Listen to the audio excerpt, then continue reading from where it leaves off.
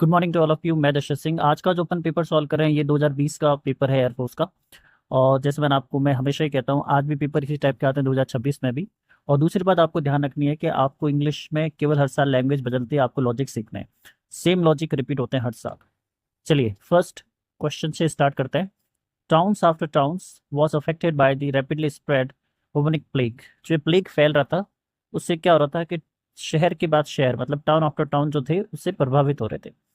Okay, पहले तो आपको हर एक क्वेश्चन को कम से कम 30 से 40 सेकंड रोक के सॉल्व करना है। उसके बाद आपको उसका आंसर देना है। देखिए ये बहुत आने वाली चीज़ है और इसका जो एरर हो जाएगा फर्स्ट। फर्स्ट में क्या दिक्कत है, कभी भी जब दो नाउन प्रीपोजिशन के आगे पीछे आते हैं तो नाउन सिंगुलर होते हैं। आप ध्यान रखना है, बहुत आता है। ठीक है, तो टाउन्स आफ्टर टाउन्स की जगह हो जाएगा टाउन आफ्टर टाउन।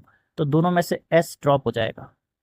तो एरर किस में हो जाएगा, फर्स्ट में। ये फॉर्मूला हमेशा काम आएगा जब प्रीपोजिशन को नाउन फॉलो करते हैं आगे और पीछे दोनों तरफ। तो जो प्रीपोजिशन है उन दोनों नाउन के जब बीच में आता है तो नाउन सिंगुलर होता है। ठीक है, अब देखिए नेक्स्ट में क्या है, ये एक्टिव पैसिव है। इसमें आपको क्या करना है, the people made him president. लोगों ने उसको क्या बनाया था, प्रेसिडेंट। कौन सा टेंस है, पास्ट सिंपल। अब ये एक्टिव वॉइस है पैसिव वॉइस है, ये एक्टिव वॉइस है, इसको पैसिव में कन्वर्ट करना है। तो पीपल मेड हिम प्रेसिडेंट कौन सा टेंस है, पास्ट सिंपल। तो ही अपना सब्जेक्ट बन जाएगा, तो he was made past simple आ जाएगा ना। तो इस गलत है, ये भी सही लग रहा है, कोई लॉजिक नहीं है, मतलब ही नहीं है। तो he was made president by the people. ठीक है, ही आ गया, वॉज मेड आ जाएगा पैसिव वॉइस में, प्रेसिडेंट का आ गया बाय द पीपल, लोगों के द्वारा। और मैं आपको जैसे हमेशा हर वीडियो में कहता हूँ, उस दिन सिलेक्शन होगा जब चार में से तीन ऑप्शन क्यों गलत है और एक जो आंसर है वो क्यों सही है। तुक्के मारने से केवल माइनस मार्किंग आ सकती है, सिलेक्शन नहीं हो सकता। Do you want dash to help. ठीक है, do you want dash to help. अब जो हेल्प करेगा वो तो सब्जेक्ट है, पर जिसकी हेल्प होगी वो कौन होगा, ऑब्जेक्ट। ऑब्जेक्ट इसमें से कौन सा, ये तो हो गया सब्जेक्टिव प्रोनाउन, ये हो गया आपका ऑब्जेक्टिव प्रोनाउन, ये हो गया पजेसिव। ठीक है, और ये रिफ्लेक्सिव प्रोनाउन। तो आ जाएगा मी, क्योंकि जो हेल्प कर रहा है वो सब्जेक्ट है, जिसकी हेल्प हो रही है वो ऑब्जेक्ट है। ठीक है, तो I me mine myself. तो do you want me to help.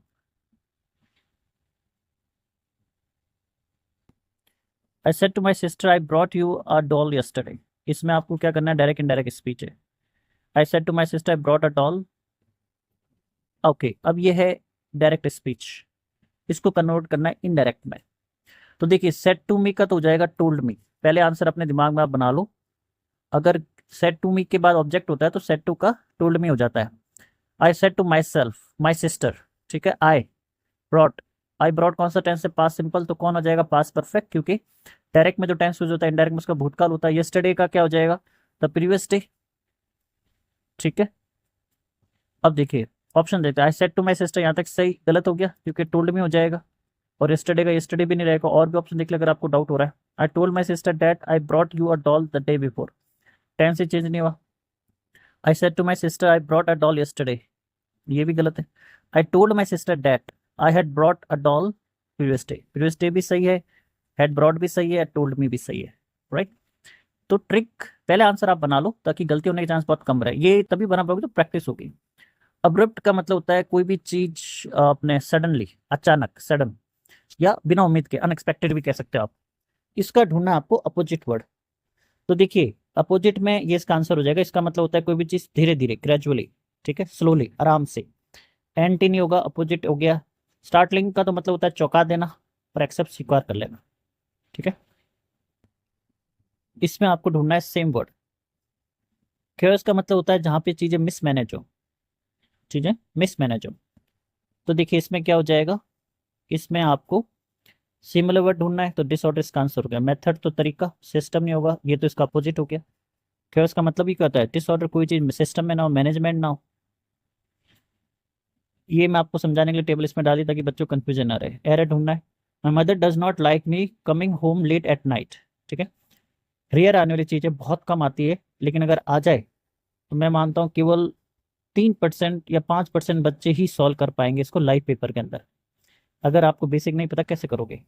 देखो, माई mother does not like me coming, यहाँ एरर है। अब क्या एरर है, कमिंग कौन है, कमिंग है जेरेंड। जब भी कोई जेरेंड को कोई भी प्रोनाउन फॉलो कर रहा है, मतलब प्रोनाउन आगे जेरेंड उसके पीछे है, तो देखिए आई तो हो गया सब्जेक्टिव प्रोनाउन, मी कौन हो गया ऑब्जेक्टिव प्रोनाउन, ठीक है। माइन कौन हो गया पजेसिव प्रोनाउन। लेकिन जब भी पीछे कोई आईएनजी चलिए जनरल नोटेशन छोड़ते हैं, कभी भी आप देखना कोई प्रोनाउन है उसके पीछे आईएनजी फॉर्म है, ठीक है। कोई भी ऑब्जेक्टिव प्रोनाउन है उसके पीछे आईएनजी फॉर्म है, मतलब वो एक्शन नहीं हो रहा। My mother does not like me coming home late, मेरी मदर को पसंद नहीं है कि मैं घर लेट आऊँ, मैं जो लेट आता हूँ मेरी मदर को पसंद नहीं है। तो ये हो गया जरन, जरन मतलब आईएनजी फॉर्म, सिंपल क्या लगता है आईएनजी फॉर्म। तो जब भी पीछे कोई आईएनजी फॉर्म आती है तो उसके आगे जो प्रोनाउन है वो हमेशा एडजेक्टिव के रूप में आता है। तो माई mother does not like my mother does not like my coming home. इस टेबल को आप आराम से वीडियो रोक के इसको आप देख लेना, माई आ जाएगा मी की जगह। ये बहुत इंपॉर्टेंट टेबल है, आपको हेल्प करेगी। इसको वीडियो रोक के आप इसको लिख लेना कहीं पे, काफ़ी इंपॉर्टेंट है, आपको एक नंबर दिलवा सकती है। तो याद रखना subjective pronoun, objective pronoun, adjective और पजेसिव प्रोनाउन। और सेल्फ वाले कौन होता है रिफ्लेक्सिव प्रोनाउन। तो जब भी कोई पीछे आईएनजी फॉर्म होती है मतलब जेरेंड होता है, आईएनजी फॉर्म समझ लीजिए आप, तो उस केस में एडजेक्टिव केस लगाना है, ना कि ऑब्जेक्टिव प्रोनाउन, ठीक है। चलिए इसमें आपको चुननी है करेक्ट स्पेलिंग, ईजी है और बहुत बार आता है, रफ एंड टफ है एयरफोर्स के लिए, ठीक है। BENEFITED benefited. ये है one word, a place where pigs live, जहाँ पे मतलब अपने पिग्स को रखा जाता है। तो देखिए पिग स्टे इसका आंसर हो गया, इसको आप STY भी लिख सकते हैं, कोई प्रॉब्लम नहीं है, ठीक है। ये भी ऑप्शन है तो सही हो जाएगा। फिर का मतलब तो हो गया जो अपने खरगोश वर्गोश या छोटे जानवर गिलहरी टाइप जो गुफा बना के रहते हैं। कैनल कुत्तों के लिए हो गया, हाई मधुमक्खी के लिए हो गया। कंपेल का आपको नॉन फॉर्म ढूंढनी, कंपेल मतलब फोर्स करना, किसी को मजबूर करना। ये वर्ब है, ये वर्ब है, ये नाउन है।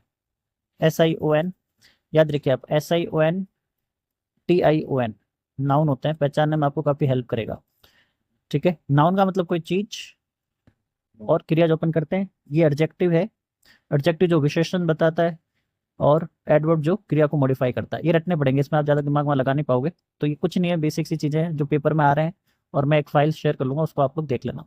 ये इंपॉर्टेंट क्वेश्चन है, काफ़ी बार आता है सिनोनियम में, एंटोनियम में, प्रीपोजिशन में। एस्टोनिश का मतलब होता है किसी को चौंका देना, स्टार्टलिंग कर देना। चौंकाने के लिए किसी बात पे जब आप चौंकते हो, शॉक्ड होते हो, एट लगाते हो। He was astonish at his failure, ठीक है, याद रखना बहुत इंपॉर्टेंट है। इसमें आपको एक्टिव पैसिव दोबारा है। Who plays cricket, who plays cricket कौन सा टेंस है, एक्टिव वॉइस है, प्रेजेंट सिंपल टेंस है, कौन क्रिकेट खेलता है। तो प्रेजेंट सिंपल ढूंढना है अपन को, ये है प्रेजेंट सिंपल। ये नहीं हो सकता आंसर, ये नहीं हो सकता, वो जरूर गलत हो गया। तो हु का बाय हुम होता है डायरेक्ट एक्टिव पैसिव में। इज आ गया, क्रिकेट प्लेट बिल्कुल सही लग रहा है, इसमें बाय हु का नहीं होगा, हु का क्या हो जाता है बाय हुम, ठीक है। तो इसमें ये गलत है, by whom is cricket plate, याद रखना आप, हु का क्या हो जाता है बाय हुम। इज आ गया, थर्ड फॉर्म आ गई। ये दोबारा आपको एक तरह से फिलिंग द ब्लैंक्स है। अ डैश ऑफ कीज, ठीक है। फ्लॉक का तो मतलब होता है जानवरों का झुंड जो चारा वारा खाते हैं, चिड़ियाओं का झुंड। फ्लीट का मतलब हो गया जो जहाजों का, जहाज जो एक साथ चलते हैं, कारें जो चलती है, ठीक है, जो एक साथ लाइन में चलते हैं। बंच हो गया इसका आंसर। प्राइड का मतलब शेरों का झुंड, या जो अपन को प्राउड होता है। बंच ऑफ कीज बहुत सिंपल है, ये अच्छा क्वेश्चन है, बहुत बार आता है। ऑल एट सी, अगर आप समुद्र में खड़े हो, ये मान लीजिए आप हो समुद्र में और चारों तरफ समुद्र है, तो समुद्र का कोई अंत नहीं होता है, आप जहां देखोगे पानी पानी पानी पानी, तो मतलब कंफ्यूज्ड। समुद्र का कोई अंत नहीं होता, इसलिए ऑल एट सी का मतलब क्या होता है कंफ्यूज्ड, ठीक है। इसका मतलब हो गया हैप्पीनेस, उदास, अकेला। इसमें आपको क्या करना है, डायरेक्ट इनडायरेक्ट स्पीच है। अब देखिए, the old lady said alas I have been robbed, ये दुख प्रकट करना है, मैंने किसी को नहीं लूटा, मुझे लूट लिया गया है। अब ये डायरेक्ट स्पीच है प्रेजेंट परफेक्ट की, कौन सा टेंस है ये, प्रेजेंट परफेक्ट, ठीक है। तो देखिए द ओल्ड लेडी एक्सप्लेन, अब टेंस चेंज होगा ना, तो हैव बीन का क्या हो जाएगा, हैड बीन, क्या हो जाएगा, हैड बीन। अब इसमें तो गलत है ये सही लग रहा है, ये टेंस गलत है, जहाँ तक सही है। ये तो गलत है, जॉय नहीं आएगा ना, खुदा भाई कोई लूटेगा तो दुखी होगा उसको, सौरव आएगा, ये गलत है। Saurav that she had been, ये सही है, लास्ट ऑप्शन, ठीक है। ये आ गया लास्ट के लिए दुख प्रकट करना, याद रखना आप, एक्सक्लेम विद सौरव। डेट आ गया, आएगा शी हो गया, टेंस चेंज हो गया, ठीक है। डायरेक्ट इनडायरेक्ट में ये आप ध्यान रखना, ये एक्टिव पैसिव नहीं, डायरेक्ट इनडायरेक्ट है। ओके, ये अब हर बार आ रहे हैं एक नंबर के, इसमें क्या होता है, देखिए फोटोग्राफ पर क्लिक हर पिक्चर्स, फोटोग्राफर जो क्लिक पिक्चर कर रहे हैं हम नहीं जानते हो कौन है, तो उसके आगे तक दौ नहीं लगा, मतलब ये फर्स्ट टाइम मेंशन हो रहा है, ठीक है। एंड से एंड हो रहा है, मतलब ये नहीं आ सकता। अब न्यूज़पेपर रिपोर्टर केम, ये ज्यादा क्लोज लग रहा है। As the family watched in amazement, खुशी से देखना, और फोटोग्राफर क्लिक हर पिक्चर। देखिए as the family watch in amazement, इसको अपन मान लेते हैं first, newspaper reporter came second, third, fourth. देखिए as a family watched amazement, जैसे कि फैमिली ने कुछ अमेजमेंट में देखा, न्यूज रिपोर्टर्स के न्यूज रिपोर्टर्स आए टू इंटरव्यू हर, उसको इंटरव्यू, और photograph click her picture, photograph ने उसका क्लिक पिक्चर्स किया, ठीक है। तो ये सीक्वेंस होना चाहिए, तो हो जाएगा आपका आर एस क्यू टी। इसके लिए रीडिंग चाहिए, रीडिंग होगी तभी आपको चीज़ें समझ में आएगी।